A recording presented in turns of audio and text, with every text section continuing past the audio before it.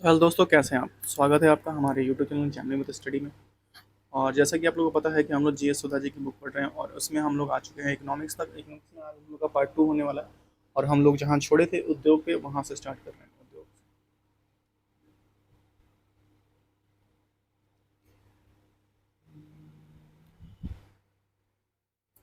तो उद्योग इंडस्ट्री, भारत में सूक्ष्म लघु और मध्यम उद्योग एमएसएमई अधिनियम 2006 2 अक्टूबर 2006 को लागू किया गया। इसका प्राथमिक उद्योग एमएसएमई को बढ़ावा देना था और सुविधाजनक बनाना था। इस अधिनियम के अनुसार उद्यम में दो भागों में वर्गित किया गया: विनिर्माण उद्यम और सेवा उद्यम। स्वतंत्रता के बाद से भारत में औद्योगिक नीतियां देखिए। औद्योगिक नीति संकल्प 1948। इस नीति को व्यापक व्यापक रूपरेखा को परिभाषित किया गया। एक उद्यमी और प्राधिकरण दोनों रूप में औद्योगिक विकास के राज्यों की भूमिका को रेखांकित किया गया। यह नीति स्पष्ट हो गया कि भारत मिश्रित आर्थिक मॉडल पर अपनाया गया। इस उद्योगों और चार व्यापक क्षेत्रों में विभाजित किया। इस उद्योग को चार व्यापक क्षेत्रों में वर्गित किया गया। पहला था स्मारक उद्योग। स्मारक उद्योग, इसमें सार्वजनिक क्षेत्र, इसमें तीन उद्योग शामिल थे जिन पर केंद्र सरकार का अधिकार था, जिसमें हथियार, गोला बारूद, परमाणु ऊर्जा और रेल परिवहन शामिल थे। दूसरे पे था बुनियादी मुख्य उद्योग सार्वजनिक सा निजी क्षेत्र, जिसमें छह उद्योग अर्थात कोयला, लोहा इस्पात, विनिर्माण, जहाज निर्माण, टेलीफोन, ग्राफ और वायरलेस उपकरणों का निर्माण, खनिज तेल के मुख्य उद्योग और बुनियादी उद्योग इसमें शामिल किया गया था दूसरे के तहत। तीसरा था, उल्लेखनीय है कि ये उद्योग केंद्र सरकार द्वारा स्थापित किए गए। तीसरा था महत्वपूर्ण उद्योग निजी क्षेत्र नियंत्रण। इसमें भारी रसायन, चीनी, सूती वस्त्र, चीनी उद्योग, सीमेंट, कागज, नमक, मशीन टूल, उर्वरक, रबर, वायु एवं समुद्री परिवहन, मोटर, ट्रैक्टर, बिजली आदि सहित 18 उद्योग इसमें शामिल थे तीसरे वाले में। ये उद्योग निजी क्षेत्र के अधीन बने रहे, तथापि राज्य सरकार के परामर्श से केंद्र सरकार का उन पर सामान्य नियंत्रण बना रहा। चौथा उद्योग अन्य उद्योग, निजी एवं सरकारी क्षेत्र। अन्य सभी उद्योगों जो उपयुक्त तीन श्रेणियों में शामिल थे निजी क्षेत्र के लिए खुले जाते थे। औद्योगिक नीति संकल्प 1948 को क्रियान्वित करने के लिए 1951 में उद्योग विकास एवं अधिनियम पारित किया गया। 1956 का औद्योगिक नीति व्यक्त भारत सरकार ने 1956 में औद्योगिक नीति के माध्यम से अपनी पहली औद्योगिक नीति 1948 में नीति में संशोधित किया। इसे भारत का आर्थिक संविधान या राज्य पूंजीवादी का बाइबल माना गया। 1956 की औद्योगिक नीति को, इसमें जून 1951 तक उद्योग के संबंध में सरकार की नीतियों के लिए बुनियादी ढांचा प्रदान किया गया। इस नीति के तहत सरकार ने उद्योग में तीन श्रेणियों में वर्गित किया गया था। अनुसूची 1 में 17 उद्योग शामिल थे। राज्य की विशेष जिम्मेदारी थी कि इन 17 उद्योगों में चार उद्योगों जैसे हथियार, गोला बारूद, परमाणु ऊर्जा, रेलवे और हवाई परिवहन और केंद्र सरकार का अधिकार था। शेष उद्योगों में नई इकाई और राज्य सरकार द्वारा विकसित किए जा रहे थे। सूची बी देखिए। सूची बी में शामिल था सूची बी इनमें 12 उद्योग शामिल थे, जिसमें निजी सार्वजनिक दोनों क्षेत्र के लिए खुला था, यद्यपि ऐसे उद्योग राज्य के स्वामित्व में थे। सूची 3 के अंतर्गत इनमें दोनों सूची शामिल न किए गए सभी अन्य उद्योगों तीसरे श्रेणी में आते हैं, जिसमें निजी क्षेत्र के छोड़कर निजी क्षेत्र के लिए खुला छोड़ दिया गया। हालांकि राज्यों ने किसी भी प्रकार का औद्योगिक उत्पादन करने के अधिकार सुरक्षित कर रखा है। औद्योगिक नीति व्यक्तित्व 1977। दिसंबर 1977 में जनता सरकार की संसद में एक वक्तव्य के माध्यम से अपनी नई औद्योगिक नीति की घोषणा की। इस नीति में लघु क्षेत्र के तीन समूह में वर्गित किया गया: कुटीर, घरेलू क्षेत्र, अति लघु क्षेत्र और लघु क्षेत्र। कुटीर, घरेलू क्षेत्र, अति लघु क्षेत्र और घरेलू क्षेत्र। लघु उद्योग। इस नीति में इस नीति में बड़े पैमाने पर औद्योगिक क्षेत्र के लिए विभिन्न क्षेत्र निर्धारित किए गए। 1980 औद्योगिक नीति देखें। इस नीति ने आर्थिक संघ की अवधारणा को बढ़ावा देने और सार्वजनिक क्षेत्र की दक्षता बढ़ाने के पिछले 3 वर्षों में औद्योगिक उत्पादन की प्रवृत्ति को उलटने की कोशिश की और एकाधिकार प्रतिबंधात्मक व्यवहार अधिनियम और विदेशी मुद्रा अधिनियम फेरा में अपने विश्वास की पुष्टि की।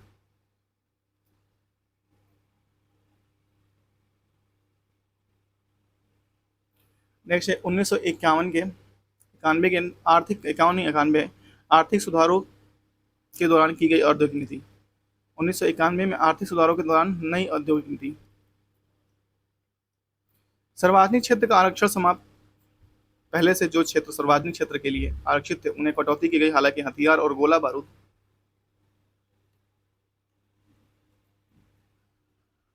जैसे परमाणु ऊर्जा, खनिज तेल, खनिज तेल, रेल परिवहन और खनन जैसे 5 प्रमुख क्षेत्रों में सार्वजनिक क्षेत्र का प्रमुख स्थान जारी रहा। वर्तमान में केवल 2 क्षेत्र परमाणु ऊर्जा, रेलवे परिचालन और विशेष रूप से सार्वजनिक क्षेत्र के लिए आरक्षित हैं। डी लाइसेंस कुछ उद्योगों को छोड़कर सभी योजनाओं के लिए औद्योगिक लाइसेंस को समाप्त कर दिया है। सुरक्षा, सामरिक और पर्यावरण संबंधित चिंताओं से संबंधित वर्तमान में केवल 4 उद्योग ऐसे जहां औद्योगिक लाइसेंस की आवश्यकता होती है। इलेक्ट्रॉनिक, एरोस्पेस, रक्षा उपकरण, निर्दिष्ट खतरनाक रासायनिक उद्योग और विस्फोट, तंबाकू से बने सिगरेट और तंबाकू के विकल्प। सार्वजनिक क्षेत्र का विनिवेश सार्वजनिक क्षेत्र के उनके उद्यमों की दक्षता और प्रतिस्पर्धा बढ़ाने के लिए उनमें सरकारी हिस्सेदारी कम कर दी गई। प्रतिस्पर्धात्मकता बढ़ाने के लिए उनकी हिस्सेदारी कम कर दी गई।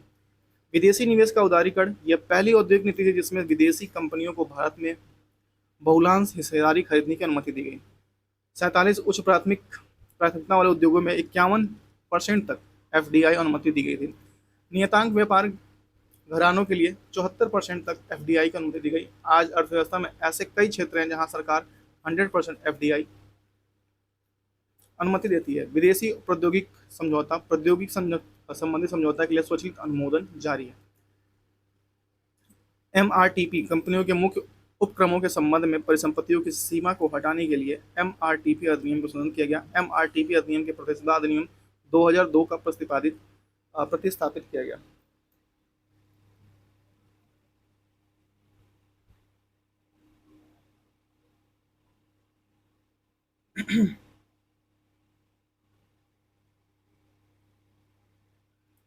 लौह इस्पात उद्योग देखिए, आयरन एवं स्टील इंडस्ट्री। लौह इस्पात उद्योग अर्थव्यवस्था की रीढ़ माना जाता है। इसके महत्व को स्वीकार करते हुए पंडित जवाहरलाल नेहरू ने कहा था कि लौह का इस्पात उद्योग आधुनिक सभ्यता का आधार है। देश में पहला लौह इस्पात कारखाना 1874 में बराकर नदी के किनारे कुल्टी, आसनसोल, पश्चिम बंगाल नामक स्थल पर पंजाब आयरन वर्क्स के रूप में स्थापित किया गया था। बाद में यह कंपनी फंड के अभाव से बंद हो गई तो बंगाल सरकार ने अधिकृत कर लिया और इसका नाम बदलकर आयरन वर्क्स रखा। वर्ष 1907 में स्वर्ण रेखा नदी को घाटी में जमशेद जी टाटा द्वारा सकाची जमशेद नामक स्थान पर टाटा आयरन स्टील व कंपनी टिस्को की स्थापना की गई। टिस्को की स्थापना कब की गई थी? 1907 में। 24 जनवरी 1973 को 2000 करोड़ की पूंजी के साथ steel authority of India Durgapur, Bhilai, Rourkela और बोकारो और बर्नपुर शामिल और विश्वेश्वरैया लौह इस्पात कारखाने के साथ मिलकर संचालन की जिम्मेदारी दी गई। SAIL steel authority of India एक महारत्न कंपनी है। भारत का तटवर्ती इस्पात कारखाना विशाखापट्टनम, आंध्र प्रदेश में लगाया गया। अब यहाँ से देखिए कंपनी और लौह। टिस्को जमशेद झारखंडपुर में स्थान है और झारखंड की नोवामुंडी की खान उड़ीसा के गुरु महिशानी और बादाम पहाड़ियों के बीच मयूरभंज में लौह इस्पात यहाँ से प्राप्त की जाती है। भिलाई लौह इस्पात संयंत्र रूस के सहयोग से स्थापित की गई थी और ये छत्तीसगढ़ में है और ये डलडी राजहारा छत्तीसगढ़ से लोहे की प्राप्ति की जाती है। डलडी राजहारा छत्तीसगढ़ से ये प्राप्त की जाती है लोहे की यहाँ पे भिलाई में। नेक्स्ट है भारतीय लौह इस्पात उद्योग बर्नपुर पश्चिम बंगाल में स्थित है और ये सिंहभूम झारखंड से लौह इस्पात प्राप्त करता है। विश्वेश्वरैया लौह इस्पात संयंत्र ये भद्रावाटी कर्नाटक में स्थित है। ये बाबा बुदन की पहाड़ियों जिसमें केम्मनगुड्डी कर्नाटक में ये लौह इस्पात यहाँ से प्राप्त करता है। दुर्गापुर ब्रिटेन की सहायता से स्थापित पश्चिम बंगाल और ये नोवामुंडी झारखंड से प्राप्त होता है। राउरकेला जर्मनी की सहायता से स्थापित किया गया था और ये उड़ीसा में स्थित है और कोझिकोड केरल उड़ीसा से ये प्राप्त करता है लौह इस्पात। सेलम इस्पात संयंत्र तमिलनाडु में है और ये बाबा बुदन की पहाड़ी कर्नाटक से लौह इस्पात अपना प्राप्त करता है। द्वितीय पंचवर्षीय योजना 1956 से 61, कार्यकाल 1 अप्रैल 1956 से 31 मार्च 1961।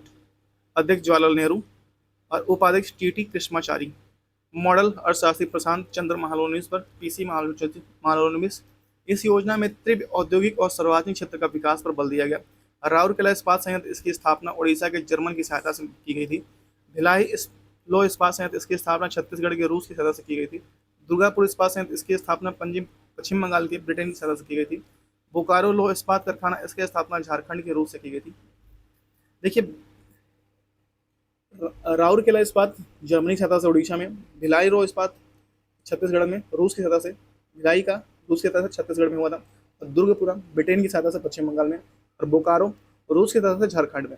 राउरकेला बोकारो, भिलाई और बोकारो ये दोनों रूस की सदस्य से स्थापित हुए थे, एक छत्तीसगढ़ में एक झारखंड में। विजयनगर इस्पात कर्नाटक के बेल्लारी जिले में है। विशाखापट्टनम इस्पात उद्योग आंध्र प्रदेश में है। संलयन इस्पात उद्योग तमिलनाडु में, और दातेरी इस्पात उद्योग उड़ीसा में। कहाँ पे? उड़ीसा में।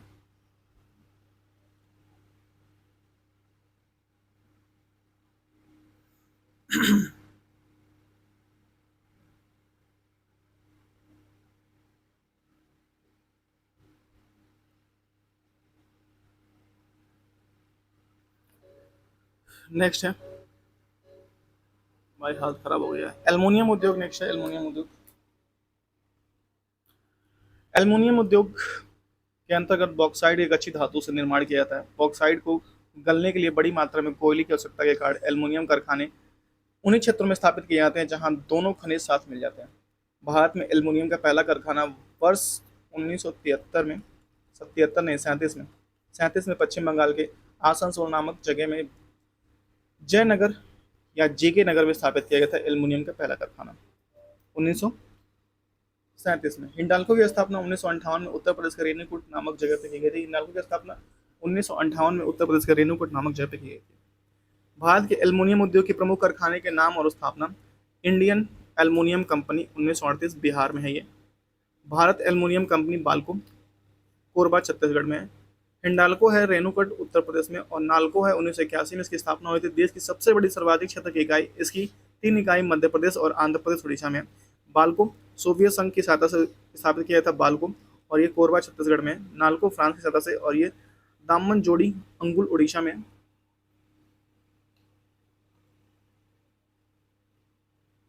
हिंडाल्को यूएसए की सहायता से रेणुकूट यूपी, रायगढ़ में, उड़ीसा, मुरी झारखंड में, और माल्को है ये इटली की सहायता से किया गया था। ये चेन्नई, मेट्टूर, सेलम और तमिलनाडु के क्षेत्र में आता है। और वेदांता जो जर्मनी में है, और जर्मनी की सहायता से किया गया था, जर्मनी में नहीं, जर्मनी की सहायता से इसको स्थापित किया था। और ये झासुर झासु झा झारसुर गुड्डा उड़ीसा में, झारसु गुड्डा उड़ीसा में है। हिंडाल्को ये कनाडा में है। ये मुरी झारखंड, अलवाय केरल, और जे के नगर पश्चिम बंगाल में। सीमेंट उद्योग देखिए, सीमेंट उद्योग का महत्व वर्तमान में भारतीय सीमेंट उद्योग विश्व में सीमेंट उत्पादन में न केवल दूसरे स्थान पर बल्कि विश्व स्तरीय गुणवत्ता सीमेंट में उत्पादित करता है। सीमेंट उद्योग का प्रारंभ से अब तक स्थिति, वर्ष 1904 में सर्वप्रथम मद्रास अब चेन्नई में भारत का पहला सीमेंट कारखाना खोला गया जो असफल रहा, किंतु वर्ष 1912 से 14 में मध्य 3 बड़े सीमेंट कारखाने खोले गए, जिसमें पोरबंदर गुजरात, फिर कटनी मध्य प्रदेश, और लाखेरी राजस्थान में। 1912 से 13 में पोरबंदर गुजरात में पहले सफल कारखाने की स्थापना की गई। इसके पश्चात वर्ष 1914 में कटनी मध्य प्रदेश में कटनी सीमेंट व इंडस्ट्रियल कंपनी की स्थापना की गई। 1916 में Bundi Portland cement company Lakheri Rajasthan ने सीमेंट उत्पादन प्रारंभ किया। विश्व में सबसे पहले आधुनिक ढंग से सीमेंट बनाना 1824 में ब्रिटेन के पोलैंड में नामक स्थान पर किया गया। विश्व में सर्वाधिक सीमेंट उत्पादन चीन, उसके बाद भारत करता है। राजस्थान में सर्वाधिक सीमेंट का उत्पादन चित्तौड़गढ़ करता है। चैनल को सब्सक्राइब कर लीजिए भाई। अभी सुबह मैं उठा हूँ और बिना खाए, समझ रहे हो ना, बिना खाए मैंने बस ब्रश किया, ना कोई चाय। अभी चाय के लिए मुझे जाना पड़ेगा बाहर, ना कोई चाय ना कुछ। और कितना बज गया भाई? तुम्हें बज रहा है 11:20। कुछ नहीं हुआ, मैंने सोचा कि एक क्लास लेते हैं, ख़त्म करते हैं यार, उसके बाद से कुछ देखेंगे। थोड़ी सी तबीयत भी सही नहीं लग रही है।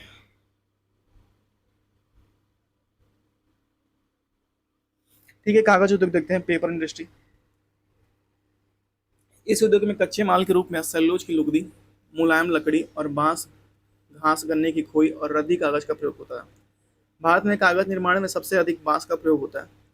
वर्ष 1832 में पहले आधुनिक पेपर मिल की स्थापना पश्चिम बंगाल के श्री रामपुर में हुई थी, लेकिन यहाँ लगाई गई मशीन सिर्फ मुलायम लकड़ी का उपयोग करती है, जो भारत में बहुत कम पाई जाती है। अतः यह मिल भारत में आयातित मुलायम लकड़ी के पेपर का उत्पादन करती है। वर्ष 1914 में पेपर बनाने के लिए बांस का उपयोग प्रचलित हुआ, जिससे पेपर उद्योग के विकास में अधिक तेजी आई। महाराष्ट्र में बल्लारपुर देश की सबसे बड़ी कागज मिल है। कौन है? बल्लारपुर देश की सबसे बड़ी कागज मिल है। मध्य प्रदेश में नेपानगर में अखबारी कागज का, नर्मदापुरम में नोट छापने के कागज बनाने का सरकारी खजाना स्थापित है। नेपानगर में अखबारी कागज और नर्मदापुरम में नोट छापने का, कागज बनाने का सरकारी खजाना स्थित है। आधुनिक ढंग से भारत में कागज का पहला कारखाना 1716 में मद्रास के समीप स्थापित किया था, ट्रको ट्रकोवार नामक स्थान पर, ट्रंकोवार नामक स्थान पर। भारत का पहला सफल कारखाना वर्ष 1879 में लखनऊ उत्तर प्रदेश में स्थापित किया गया था। भारत का सबसे बड़ा कागज कारखाना महाराष्ट्र में। देश की सबसे बड़ी कागज मिल महाराष्ट्र के बल्लारपुर में है।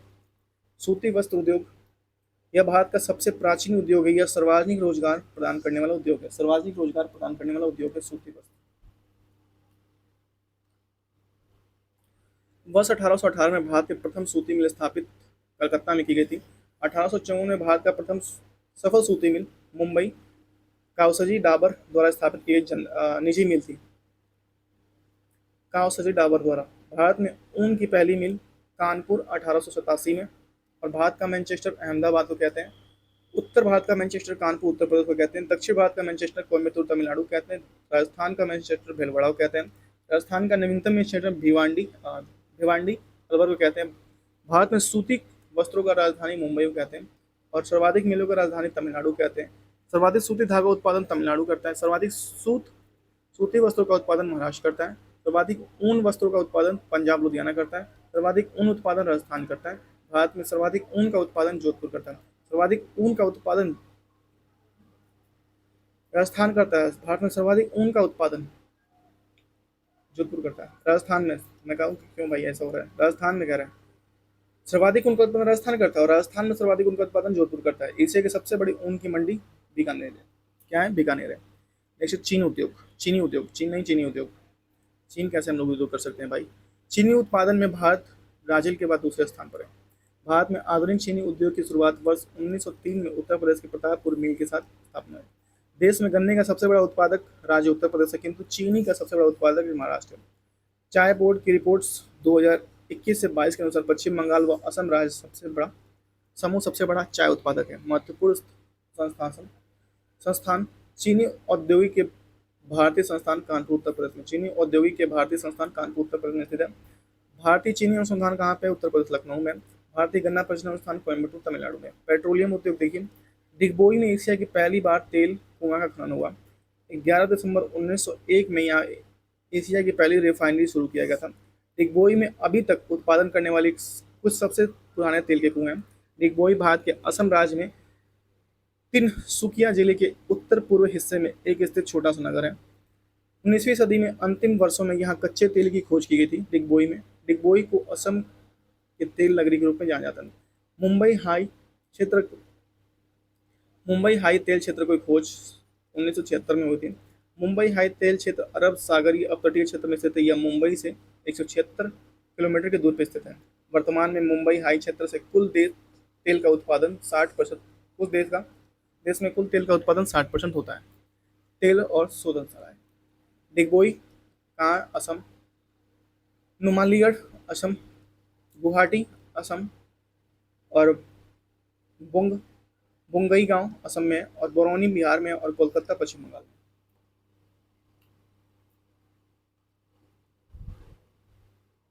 हल्दिया पश्चिम बंगाल में, पारादीप उड़ीसा में और विशाखापट्टनम तेल शोधन जो है आंध्र प्रदेश में।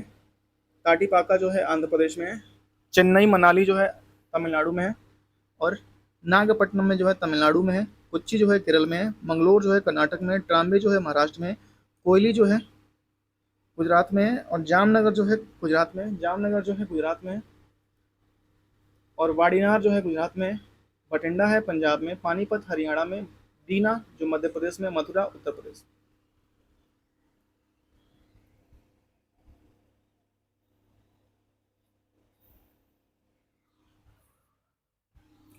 थोड़ा मैं देख लूँ क्या कि कहाँ तक अभी है। एक मिनट रुक जाओ, बुक लाना पड़ेगा। तो हम लोग क्या पढ़ रहे हैं? हम लोग इकोनॉमिक्स पढ़ रहे हैं। इकोनॉमिक्स के बाद हम लोग का है भारतीय राज्य व्यवस्था। और इकोनॉमिक्स में हम लोग कहाँ तक आ गए हैं? जूट उद्योग तक आ गए हैं। एक मिनट रुको, ये क्या हो रहा है भाई? अरे भाई रुक जा।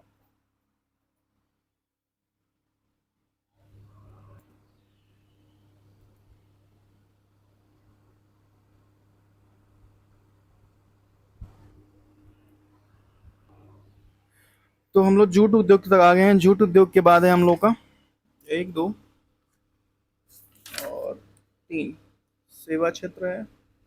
उसके बाद से क्या है हम लोग का? मुद्रा प्रणाली। हम लोग भैया जाएंगे बेरोजगारी तक। अभी हम लोग का यहाँ से है 3 पेज का। बेरोजगारी तक जाएंगे, और हम लोग भी बेरोजगार है तो बेरोजगारी पे जाके रुक जाएंगे। बेरोजगारी से आगे कुछ नहीं कह सकते ना भाई। तो बेरोजगारी पे हम लोग जाके रुक जाएंगे।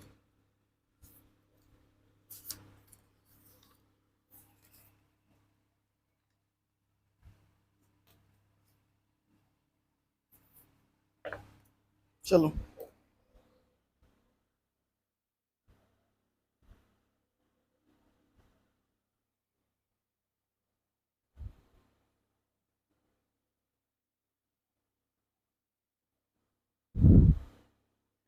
तो चलिए आगे बढ़ते हैं हम लोग। जूट पे देखिए रिकॉर्ड हो रहा है कि नहीं भाई?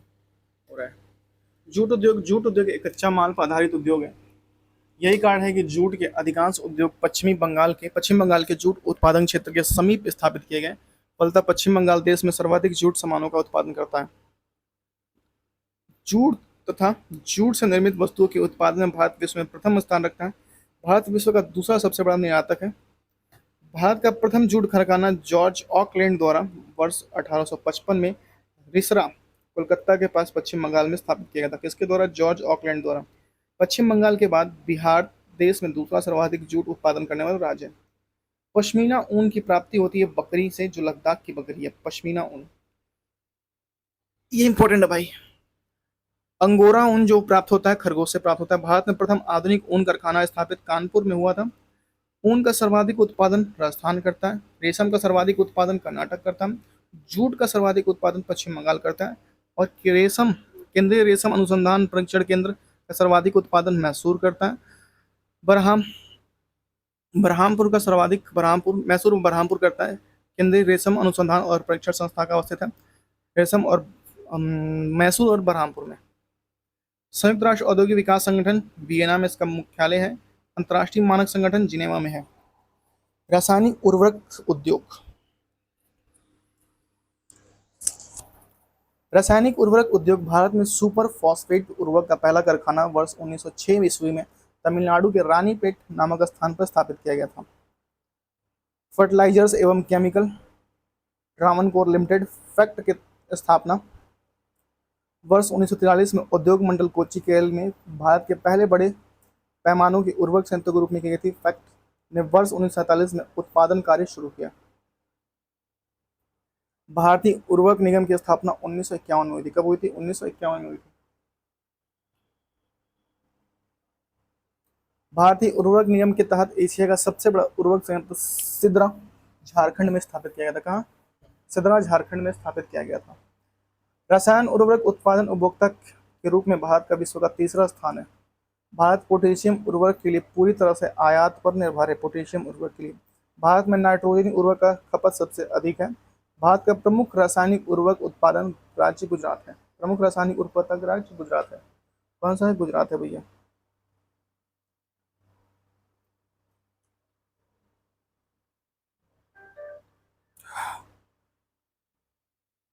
रेल उपकरण उद्योग। चितरंजन पश्चिम बंगाल में इंजन बनाने का सबसे पुराना कारखाना है। चितरंजन लोकोमोटिव पश्चिम बंगाल में इंजन बनाने का सबसे पुराना कारखाना है। इस कारखाने की स्थापना 26 जनवरी 1950 को चितरंजन लोकोमोटिव वर्क्स के नाम से हुआ था। वर्तमान में यह विद्युत इंजन का निर्माण हो रहा है। वर्तमान में यहाँ विद्युत इंजन का निर्माण हो रहा है।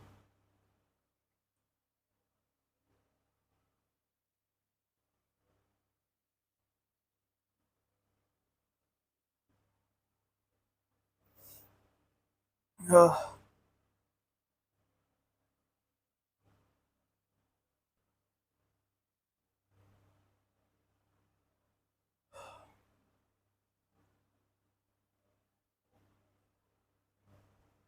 डीजल से चलने वाली इंजनों का निर्माण वाराणसी में होता है। डीजल से चलने वाली इंजनों का निर्माण वाराणसी में होता है। रेल इंजन का कार्य निर्माण जमशेदपुर झारखंड में होता है। रेलवे में डिब्बे बनाने का प्रमुख केंद्र चेन्नई के समीप पेराम्बूर नामक स्थान पर वर्ष 1952 में स्थापित किया गया था। इसकी स्थापना की शुरुआत 2 अक्टूबर 1955 में हुई थी। इसके अन्य प्रमुख केंद्र बेंगलुरु और कोलकाता है। पंजाब में कपूरथला में इंटीग्रल कोच फैक्ट्री की स्थापना की गई है। रायबरेली उत्तर प्रदेश से चपरापारा पश्चिम बंगाल से रेलवे कोच फैक्ट्री की नई उत्पादन इकाइयां लगाई गई हैं। रायबरेली उत्तर प्रदेश में।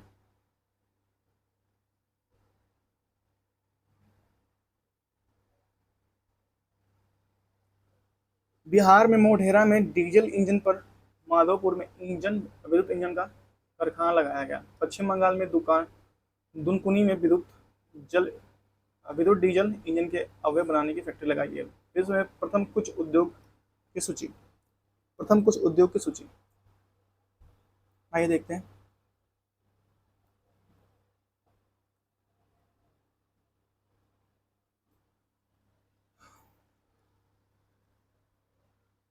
अंसान जो है चीन लौह इस्पात है। एम्स्टर्डम नीदरलैंड में हीरा तराशी का उद्योग है। एसेन जर्मनी में लौह इस्पात है। ओसाका जापान में सूती वस्त्र लौह इस्पात है। और कंसास यूएसए में मांस उद्योग है। और कराजासा जासा में है ब्राजील में लौह इस्पात है। कालगुडली में ऑस्ट्रेलिया में स्वर्ण उत्खनन है। कवासाकी जापान में लौह इस्पात है। किम्बरले दक्षिण अफ्रीका में हीरा उत्पादन है। किम्बरले दक्षिण अफ्रीका में हीरा उत्पादन है। कैडिज स्पेन में कॉक है। कोबे जापान में लौह इस्पात है। कोलोन जो है जर्मनी में इत्र सूती वस्त्र उद्योग है। कोर्गी रूस में इंजीनियरिंग उद्योग है। ग्लासगो स्कॉटलैंड में जहाज निर्माण है। चांगचुंग चीन में ऑटोमोबाइल्स है। चेलियांगसिक में जो है रूस में लौह इस्पात है।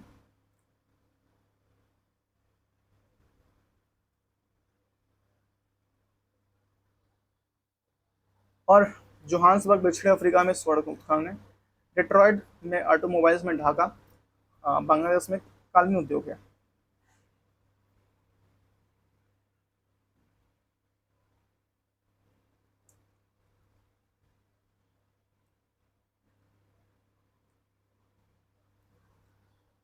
नेक्स्ट है, आगे देखते हैं। नियोगा जापान में जहाज निर्माण होता है नियोगा जापान में। और न्यू एलांस में लौह इस्पात है। पिट्सबर्ग में लौह इस्पात है। प्लेमाउथ यूएसए में जहाज निर्माण होता है। फिलाडेल्फिया में लोकोमोटिव है। बर्मिंघम ग्रेट ब्रिटेन में लौह इस्पात है। बाकू अजरबैजान में पेट्रोलियम है। बाल्टीमोर यूएसए में मत्स्यन है। और बेंडसर कनाडा में ऑटोमोबाइल्स है। बेलफास्ट आयरलैंड में जहाज निर्माण होता है। बैंकॉक थाईलैंड में जहाज रानी होता है। ब्यूनस आयर्स अर्जेंटीना में डिब्बा डिब्बा बंद मांस यहाँ बनता है। ब्रोकेन हिल्स में ऑस्ट्रेलिया में जस्ता चांदी व सीसा उत्खनन है। बाल्डिवोस्टक रूस में जहाज निर्माण होता है। और मॉन्ट्रियल कनाडा में भारी मशीन बनता है। मुल्तान पाकिस्तान में मिट्टी के बर्तन बनते हैं। मैनचेस्टर ग्रेट ब्रिटेन में सूती वस्त्र उद्योग बनता है।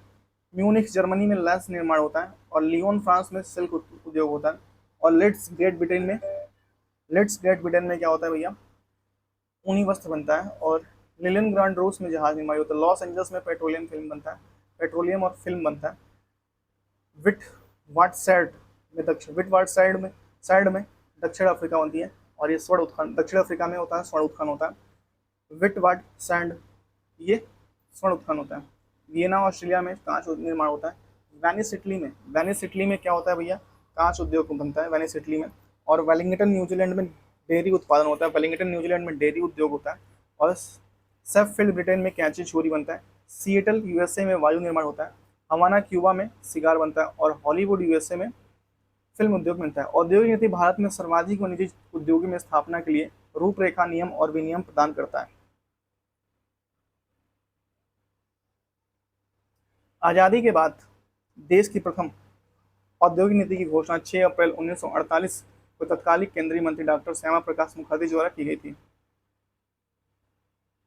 इस नीति में सार्वजनिक और निजी क्षेत्र दोनों ही महत्व को स्वीकार कर लिया गया और देश में मिश्रित और नियंत्रित अर्थव्यवस्था की नींव रखी गई।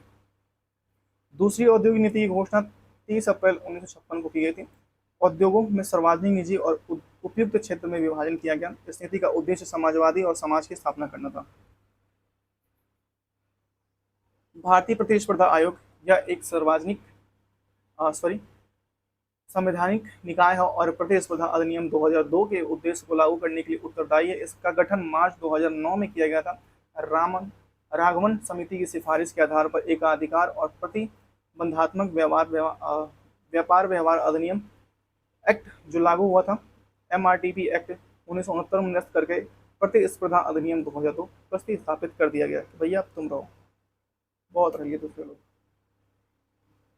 भारत के मानक ब्यूरो 1947 भारतीय उद्योग में उत्पादन के लिए मानक तैयार हुआ, जिसमें स्थापित हुआ कि विभिन्न उत्पादों और गुणवत्ता चिन्ह ISI चिन्ह आवंटित किए जाएंगे।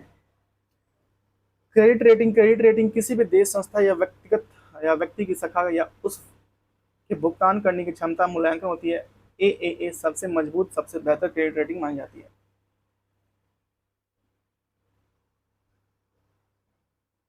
नेशनल सर्वाधिक क्षेत्र के इस्पात कारखाने राउरकेला ओडिशा, ये द्वितीय पंचवर्षीय योजना के अंतर्गत जर्मनी की सहायता से स्थापित हुआ था। वर्ष 1959 में इसका उत्पादन शुरू हुआ। भिलाई छत्तीसगढ़, द्वितीय पंचवर्षीय योजना के अंतर्गत रूस की सहायता से स्थापित कर दिया गया और 1959 में उत्पादन शुरू हुआ। भिलाई छत्तीसगढ़। दुर्गापुर पश्चिम बंगाल, ये द्वितीय पंचवर्षीय योजना के अंतर्गत ब्रिटेन की सहायता से स्थापित हुआ और 1962 में इसका उत्पादन शुरू हुआ। बोकारो झारखंड, ये एशिया का सबसे बड़ा संयंत्र, इसे तृतीय पंचवर्षीय योजना के अंतर्गत रूस की सहायता से स्थापित किया गया और 1973 में इसका उत्पादन शुरू हुआ। बर्नपुर पश्चिम बंगाल, निजी क्षेत्र में संयंत्र के राष्ट्रीयकरण द्वारा अधिगृहित हुआ संयंत्र रूस की सहायता से स्थापित हुआ। बर्नपुर पश्चिम बंगाल। स्लेम तमिलनाडु, चौथी पंचवर्षीय योजना के अंतर्गत स्थापित किया गया। भद्रावती कर्नाटक, चौथी पंचवर्षीय योजना के अंतर्गत राष्ट्रीयकृत किया गया और विजयनगर कर्नाटक, चौथी पंचवर्षीय योजना के अंतर्गत स्थापित किया गया। भारत में कंपनियों के संयुक्त क्षेत्र उद्योग। Steel authority of India limited SAIL की स्थापना 1973 में नई दिल्ली में हुई थी। तेल व प्राकृतिक गैस ONGC की स्थापना 1956 नई दिल्ली में हुई थी। आइए इसको बढ़िया पढ़ते हैं। देखिए, steel authority of India SAIL की स्थापना 1973 नई दिल्ली में और तेल प्राकृतिक गैस ONGC लिमिटेड 1956 नई दिल्ली में। National thermal power corporation NTPC की स्थापना 1975 नई दिल्ली में इसका मुख्यालय है। और कोल इंडिया की स्थापना 1975 इसका कोलकाता में इसका मुख्यालय है। Hindustan petroleum corporation limited 1974 Mumbai में इसका मुख्यालय है। हिंदुस्तान पेट्रोलियम कॉर्पोरेशन लिमिटेड की स्थापना HPCL की स्थापना 1974 में हुआ था, मुंबई में इसका स्थापना है। गेल इंडिया लिमिटेड की स्थापना 1984 में हुआ था, दिल्ली में इसका मुख्यालय है। भारत हैवी इलेक्ट्रिक लिमिटेड भेल की स्थापना 1974 में हुआ था और नई दिल्ली में इसका मुख्यालय है। Bhabha petroleum corporation limited BPCL 1952 में इसका स्थापना हुआ था और ये मुंबई में इसका मुख्यालय है। Power grid corporation of India limited 1989 में इसका स्थापना हुआ था, गुरुग्राम में इसका मुख्यालय है। इंडिया ऑयल कॉर्पोरेशन लिमिटेड 1964 में इसका स्थापना हुआ था, दिल्ली में इसका मुख्यालय है। पावर फाइनेंस कॉर्पोरेशन लिमिटेड 1986 में इसका स्थापना हुआ था, नई दिल्ली में इसका मुख्यालय है। ग्रामीण विद्युत निगम लिमिटेड 1969 में इसका स्थापना हुआ था, दिल्ली में इसका मुख्यालय है। ऑयल इंडिया लिमिटेड 1959 में इसका स्थापना हुआ था, नोएडा में इसका मुख्यालय है। हिंदुस्तान एरोनॉटिक्स लिमिटेड 1940 में इसका स्थापना हुआ था और बेंगलुरु में इसका मुख्यालय है।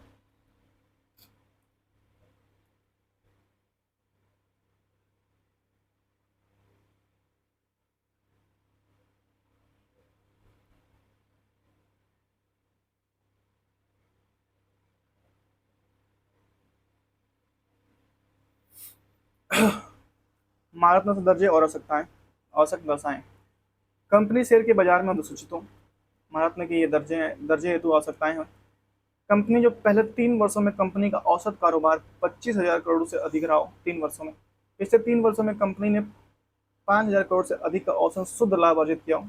पिछले 3 वर्षों में कंपनी का औसत वार्षिक निवल मूल्य 15,000 करोड़ से अधिक होना चाहिए। कंपनी के पास नवरत्न का दर्जा हो तभी वो महारत्न में जा सकती है। भैया नवरत्न हो तो महारत्न में जाओ। भारतीय नवरत्न कंपनियां सार्वजनिक क्षेत्र। भारत इलेक्ट्रॉनिक्स लिमिटेड 1954 में इसकी स्थापना हुई, इसका मुख्यालय बेंगलुरु में है। Indian railway construction international limited 1976 में इसकी स्थापना हुई, नई दिल्ली में इसका मुख्यालय है। महानगर टेलीफोन निगम लिमिटेड 1986 में इसकी स्थापना हुई, दिल्ली में इसका मुख्यालय है। नेशनल एल्युमिनियम कंपनी लिमिटेड 1981 में इसकी स्थापना हुई, उड़ीसा में इसका मुख्यालय है। राष्ट्रीय भावनगर निर्माण निगम लिमिटेड 1960 में इसकी स्थापना हुई, नई दिल्ली में इसका मुख्यालय है। Container corporation of India limited 1988 में इसकी स्थापना हुई और नई दिल्ली में इसका मुख्यालय है। ONGC विदेशी लिमिटेड 1965 में इसकी स्थापना हुई, नई दिल्ली में इसका मुख्यालय है। राष्ट्रीय इस्पात निगम लिमिटेड 1982 में इसकी स्थापना हुई और विशाखापट्टनम में इसका मुख्यालय है। राष्ट्रीय इस्पात निगम लिमिटेड 1982 में इसकी स्थापना हुई, विशाखापट्टनम में इसका मुख्यालय है। रेलवे विकास निगम लिमिटेड 2003 में इसकी स्थापना हुई और नई दिल्ली में इसका मुख्यालय है। इंजीनियर्स निगम लिमिटेड 1965 में इसकी स्थापना हुई, नई दिल्ली में इसका मुख्यालय है। Shipping corporation of India limited 1961 में इसकी स्थापना हुई और मुंबई में इसका मुख्यालय है। नेवेली लिग्नाइट कॉर्पोरेशन लिमिटेड 1965 में इसकी स्थापना हुई, नई दिल्ली में इसका मुख्यालय है। राष्ट्रीय खनिज विकास निगम लिमिटेड 1958 में इसकी स्थापना हुई और हैदराबाद में इसका मुख्यालय है। और राष्ट्रीय केमिकल एंड फर्टिलाइजर्स लिमिटेड 1978 में इसकी स्थापना हुई, मुंबई में इसका मुख्यालय है। और सतलुज जल विद्युत निगम लिमिटेड 1988 में इसकी स्थापना हुई, शिमला में इसका मुख्यालय है। National hydro electric corporation power corporation 1975 में इसकी स्थापना हुई, फरीदाबाद में इसका मुख्यालय है। National hydro electric power corporation 1975 और फरीदाबाद में इसका मुख्यालय है। Solar energy corporation of India limited 2011 में इसकी स्थापना हुई, नई दिल्ली में इसका मुख्यालय है।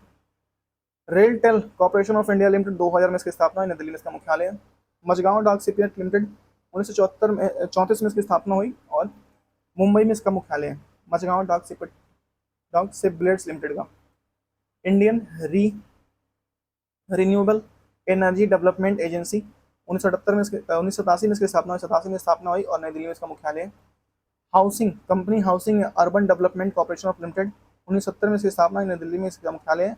Housing urban development.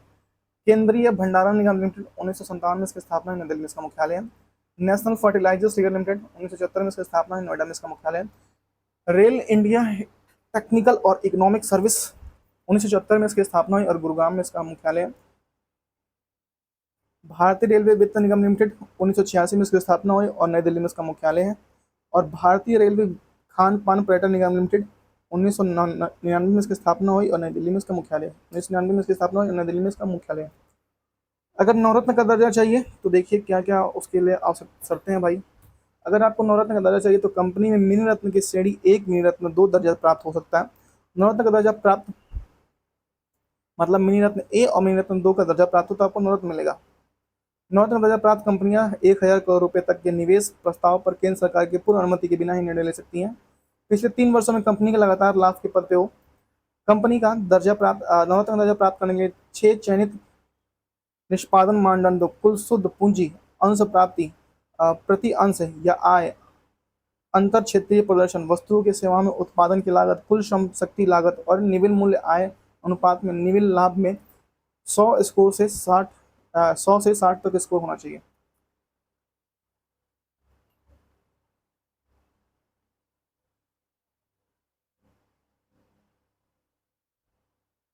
मिनरत कंपनियां श्रेणी 1 का अगर दर्जा चाहिए तो यह दर्जा प्राप्त करने के लिए सर्वाधिक क्षेत्र के उद्यमों में पिछले 3 वर्षों में लगातार लाभ की श्रेणी होना चाहिए। पिछले 3 वर्षों में किसी भी वर्ष 30 करोड़ या इससे अधिक का लाभ कर पूर्व लाभ प्राप्त करना चाहिए। कुछ मिनरत का श्रेणियों में कंपनी के उदाहरण airport authority of India limited, construction corporation limited, Bharat coking coal और लिमिटेड और भारत संचार निगम लिमिटेड और कोचिन शिपयार्ड लिमिटेड आदि इसमें आती हैं। मिनरत्न श्रेणी 1 में कंपनियों को 500 करोड़ तक निवेश करने तक स्वतंत्रता होती है। मिनरत्न 2 का दर्जा देखिए, यह दर्जा प्राप्त करने के लिए सर्वाधिक क्षेत्र के उद्यमों में लगातार 3 वर्षों तक लाभ की स्थिति होनी चाहिए। कुछ मिनरत्न श्रेणी 2 में कंपनियों के उदाहरण engineering projects India limited, national film development corporation limited, ferro scrap Nigam limited आदि आती है। मिनरत्न श्रेणी के 2 कंपनियां 300 करोड़ रुपए तक निवेश करने हेतु स्वतंत्र हो। भारत में औद्योगिक वित्त प्रदान करने वाली संस्थाएं, औद्योगिक वित्त प्रदान करने वाली संस्थाएं, पहला है IDBI बम, भारतीय औद्योगिक विकास बैंक। IDBI की स्थापना वर्ष 1964 में भारतीय रिजर्व बैंक की पूर्णतः स्वीकृति की स्थापना के रूप में वर्ष 1964 में की गई थी और 2004 में इसका रूपांतरण एक बैंक के रूप में हो गया। भारतीय औद्योगिक वित्त निगम लिमिटेड,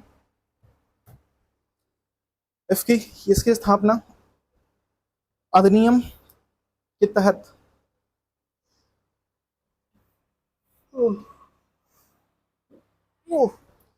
यह जो है IFCI अधिनियम के तहत वर्ष 1948 में स्थापित की गई पहली वित्तीय वित्त संस्था है। भारतीय लघु औद्योगिक विकास बैंक सिडबी भारत सरकार द्वारा वर्ष 1988 से 89 के बजट में इसकी स्थापना की घोषणा की तथा इसे बैंकों के वर्ष 1990 में अपना कार्य आरंभ कर दिया। इसका मुख्यालय लखनऊ में है। भारत भारत यूनिट ट्रस्ट भारतीय संसद ने वर्ष 1963 में भारत यूनिट ट्रस्ट अधिनियम पारित कर दिया। अधिनियम के अनुसार किसी स्थापना वर्ष 1964 में एक वैधानिक रूप में इकाई के रूप में की गई। यह निवेश यह विनिवेश की वह प्रक्रिया जिसमें सार्वजनिक क्षेत्र के उद्यमों और सरकारी हिस्सा इक्विटी बेची जाती है। भारत में विनिवेश की शुरुआत 1991 में की गई थी। इसके तहत सरकार ने कुछ सार्वजनिक क्षेत्र में कंपनियों को 20% हिस्सेदारी बेचने का निर्णय लिया और 1973 में रंगराजन समिति द्वारा सार्वजनिक क्षेत्र के लिए आरक्षित सार्वजनिक उद्यमों से 49% विनिवेश और अन्य सभी सार्वजनिक क्षेत्र के उद्यमों में 74% विनिवेश का प्रस्ताव किया, लेकिन ये सिफारिश लागू नहीं हो सकी। आगे चलकर वर्ष 1996 में GV रामकृष्णन के नेतृत्व में एक गैर संवैधानिक निवेश आयोग की स्थापना की गई और 1999 में वित्त मंत्रालय के अंतर्गत विनिवेश की विभाग की स्थापना किया गया। कपड़ा उद्योग भारत का कृषि उद्योग के बाद दूसरा सबसे बड़ा रोजगार प्रदान करने वाला उद्योग है। भारत में सबसे अधिक रेशम का उत्पादन कर्नाटक में होता है। भारत में लघु और कुटीर उद्योग विशेष ध्यान वर्ष 1970 में औद्योगिक नीति ने दिया। विशेष ध्यान किसने दिया? वर्ष 1977 में औद्योगिक नीति में दिया गया। आदि भूषण समिति लघु उद्योग सुधार से संबंधित है। आबिद हुसैन समिति लघु उद्योग सुधार से संबंधित है।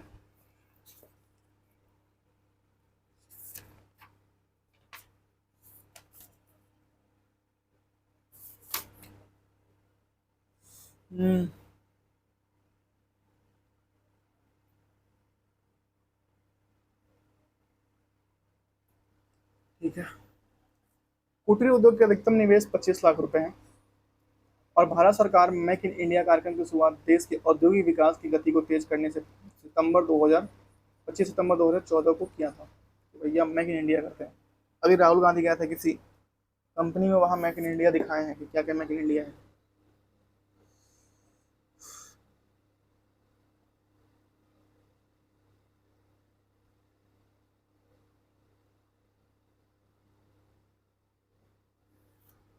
सेवा क्षेत्र सर्विस सेक्टर सेवा क्षेत्र के अंतर्गत उपभोक्ताओं को विभिन्न प्रकार की सेवाएं प्रदान की जाती हैं।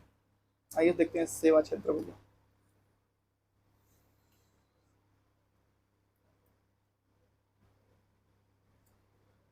भारत के सेवा क्षेत्र के तहत निम्न गतिविधियों को शामिल किया जाता है, जैसे परिवहन, संचार, वित्त विभाग, व्यापार, होटल, रेस्तरां, भंडारण, सामाजिक और व्यक्तिगत सेवाएं ये सेवा क्षेत्र के अंतर्गत आती है।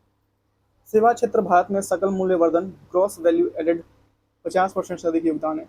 सेवा क्षेत्र में तृतीय क्षेत्र को कहा जाता है। सेवा क्षेत्र के अंतर्गत यातायात, भंडारण, संचार, प्रसारण संबंधित सेवाएं, व्यापार, होटल और रेस्तरां, वित्तीय सेवाएं, लोक प्रशासन और रक्षा, विनिर्माण, रियल एस्टेट, आवासीय और पेशेवर सेवाओं का स्वामित्व आता है इसके अंतर्गत।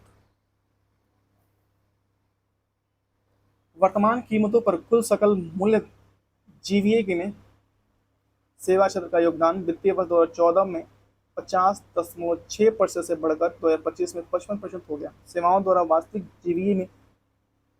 जीवीए में वर्ष दर परिवर्तन के जरिए मापी गई सेवा क्षेत्र में वृद्धि दशक में प्रत्येक 6% से अधिक रही। इसमें वित्त वर्ष 2021 शामिल है नहीं है क्योंकि तब कोविड महामारी में प्रभाव पड़ा था। महामारी से पहले सेवाओं की औसत वृद्धि दर 8% थी। महामारी के बाद अर्थात वित्त वर्ष 2023 से वित्त वर्ष 25 में सेवाओं का औसत वृद्धि 8.3% की वृद्धि हुई है। उल्लेखनीय है कि सेवा क्षेत्र का लगभग 30% कार्यबल रोजगार प्रदान करता है। वैश्विक स्तर पर भारत का 7वां रैंक और वैश्विक सेवा निर्यात में 4.3% हिस्सेदारी प्रदान करता है।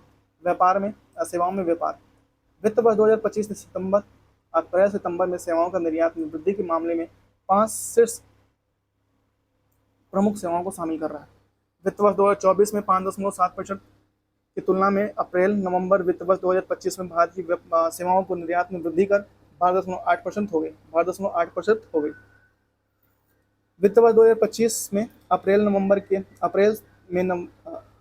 नवंबर में सेवाओं का आयात में 13.9% की वृद्धि हुई, जबकि वित्त वर्ष 2024 में इन अवधि के दौरान 2.9% की सेवाओं में गिरावट आई।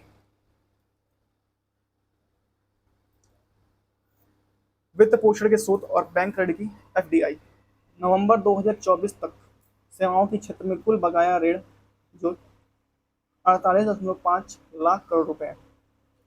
सेवा क्षेत्र में दिए जाने वाले ऋणों की सालाना आधार पर 13% की वृद्धि दर्ज की गई है।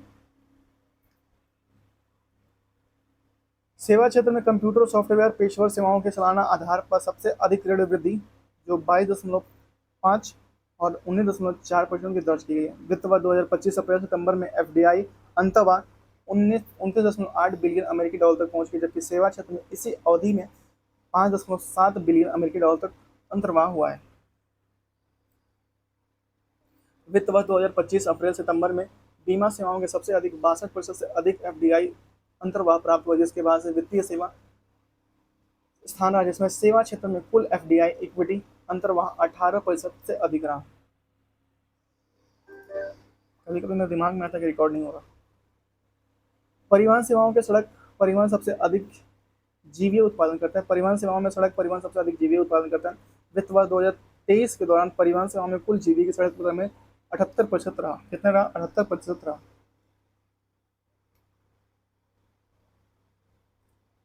पर्यटन और आतिथ्य वित्त वर्ष 2023 में जीडीपी में पर्यटन क्षेत्र का योगदान महामारी से पहले 5% तक पहुंच गया था। वित्त वर्ष 2023 में पर्यटन क्षेत्र 7.6 करोड़ नौकरियां सृजित की गई हैं। भारत में अंतर्राष्ट्रीय पर्यटन का आगमन आईटीए 2023 में महामारी के समय से पहले स्तर पहुंच गया और 2023 में विश्व आईटीए में भारत की आईटीए 1.45% तक का हिस्सा है। आइए देखिए भैया, ये आईटीए यहाँ पे गरीबी और बेरोजगारी, इसके बाद हम लोग का है, इसका आप एक स्क्रीनशॉट ले लीजिए और देखते रहिए। मिलते हैं आपसे नेक्स्ट वीडियो में, तब तक के लिए थैंक यू सो मच। और हाँ, प्लीज़ हमारे चैनल को लाइक शेयर और चैनल को जरूर सब्सक्राइब कर लीजिए। भाई बहुत ज़्यादा मेहनत लगता है इन चीज़ों को बनाने में, मतलब आपको पता नहीं है कितना मेहनत लगता है, लेकिन मेहनत तो भाई लगता है बहुत ज़्यादा। ये क्या हो गया यार? चलो ठीक है, नहीं हट रहा तो कोई बात नहीं, नहीं हट रहा, अच्छा हट गया। तो इसके बाद से हम लोग का होने वाला है बेरोजगारी, जो हम लोग अभी हैं बेरोजगार, तो हम बेरोजगारी पढ़ेंगे।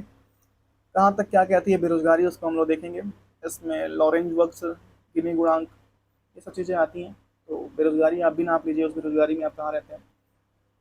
तो बस आज की वीडियो इतना ही तक ही। और हाँ, प्लीज़ चैनल को लाइक शेयर सब्सक्राइब करना बिल्कुल ना भूले भाई। मैं मतलब जी जान लगा के पढ़ा रहा हूँ। मैं सोच रहा हूँ कि जो मैंने कहा था कि 2 महीने में ये बुक कंप्लीट करूँगा, तो मैं सोच रहा हूँ कि कंप्लीट कर ही दूँ भाई। 2 महीने मुझे लग रहा है कि हम लोग 200 तक आ गए हैं, मतलब अभी 250 से ज़्यादा बचा हुआ है। मेरा के बीच में एक एग्ज़ाम है, उसको ख़त्म होने के बाद मैं इस पर थोड़ा सा अच्छे से ध्यान दूंगा। तो बस आज की वीडियो इतने तक ही। सेवा क्षेत्र के बाद अर्थव्यवस्था का हम लोग का अभी कितना क्लास पेज बढ़ गया? 1 2 3 4 5 6 7 और 8, 8 के बाद है 9, 9 पेज बचा है। 9 मतलब 18, 18 में अभी 3 पार्ट और बनेगा आपका इकोनॉमिक्स का। उसके बाद से हम लोग का स्टार्ट होगा भौतिक विज्ञान, फिजिक्स स्टार्ट होगा। उसके बाद से केमिस्ट्री, उसके बाद से आपका बायोलॉजी, बायोलॉजी के बाद से आपका होगा पर्यावरण, बायोलॉजी के बाद से होगा आपका पर्यावरण, और पर्यावरण के बाद से होगा आपका, बता देता हूँ भाई मैं, पर्यावरण के बाद से विज्ञान और प्रौद्योगिकी होगा। विज्ञान और प्रौद्योगिकी के बाद से आपका स्टार्ट होगा स्टैटिक जीके। स्टैटिक जीके में आपका सब कुछ कंप्लीट होगा। और स्टैटिक जीके का मैं एक अलग से वीडियो चला रहा हूँ, हालांकि इसमें अभी वीडियो नहीं डाला हूँ, लेकिन जल्दी डालूंगा। और बस इतना ही। Thank you so much, bye bye.